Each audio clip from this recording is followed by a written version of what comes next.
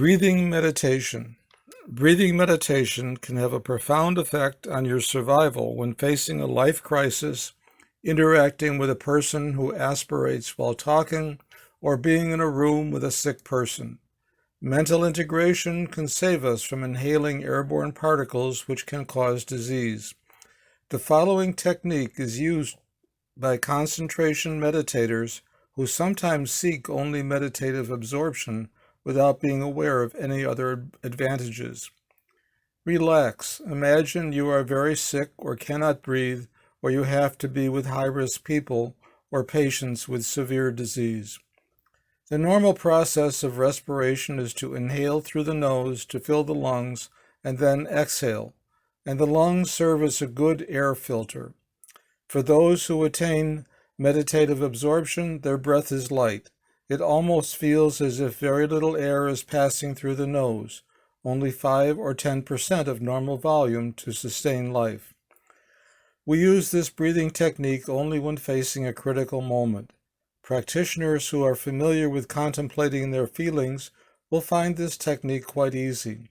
If they can stand bodily pains such as that caused by temporary lack of oxygen, why can't they handle light breathing? Start by inhaling lightly as if you practice jhana, deep meditative absorption.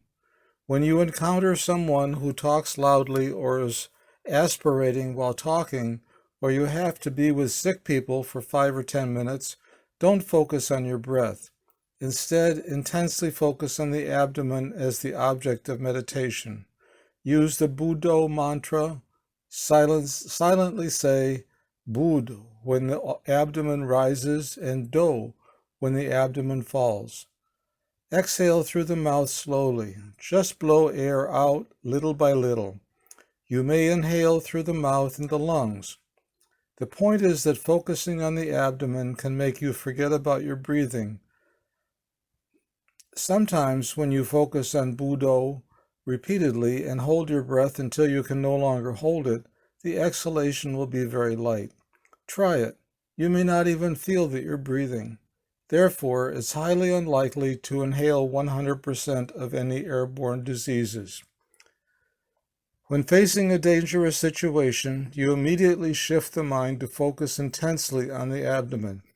You may use the Buddho mantra until the mind eventually abandons physical pain and unwholesome consciousness such as craving, greed, aversion, and delusion.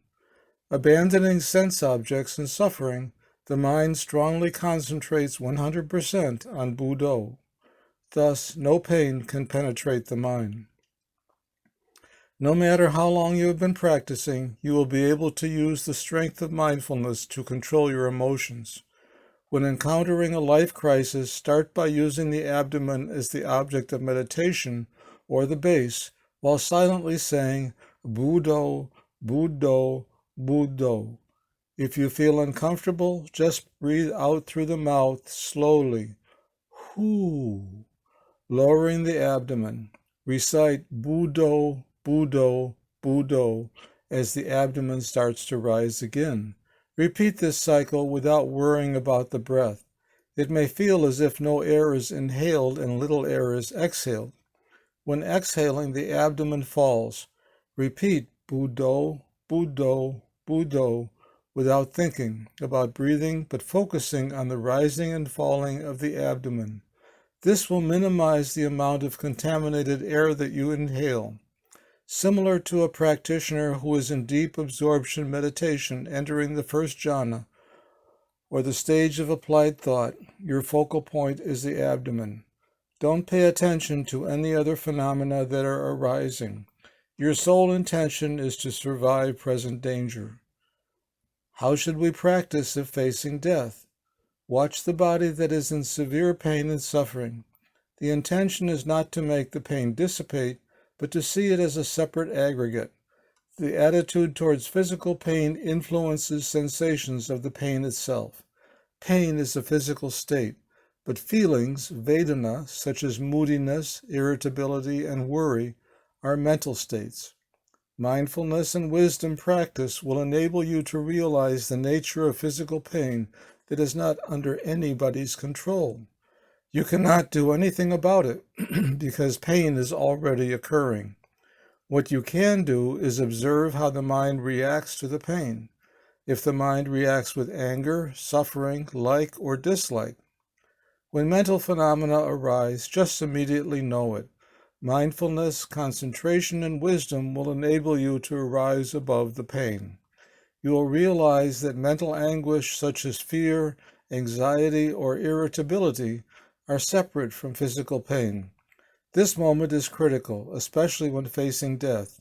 When you realize that physical pain is not under your control and it is futile to agonize over, the feeling toward the pain should be reduced by 50 or 60%.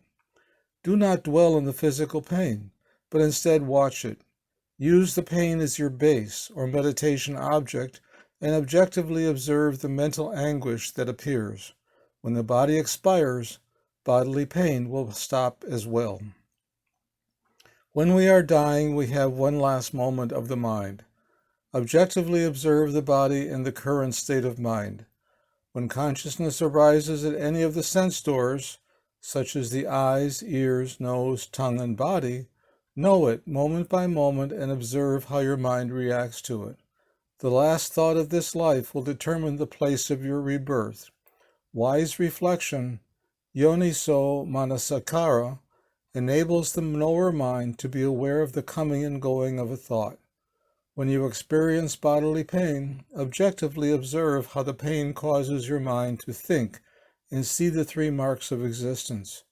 Then your mind will be free from craving, attachment, and becoming, and there will be no place to be reborn.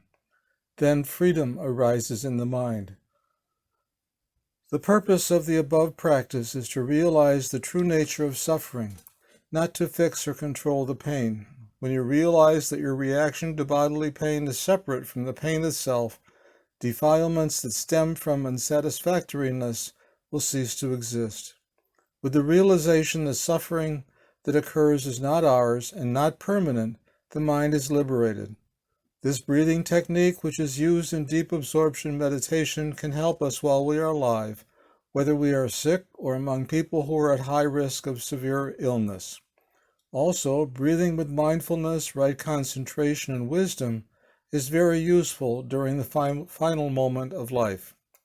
This message is a gift to all of you to help you survive and accumulate parami, perfections, or noble character, beyond morality, mindfulness, concentration, and wisdom. While you are in deep pain, you can cultivate the perfection of contemplation of feelings by being mindful and using concentration and wisdom to differentiate between the mind and body, which will lead the mind to the end of suffering. Thank you for listening to this Dhamma talk. Anumodana, sadhu, sadhu, sadhu.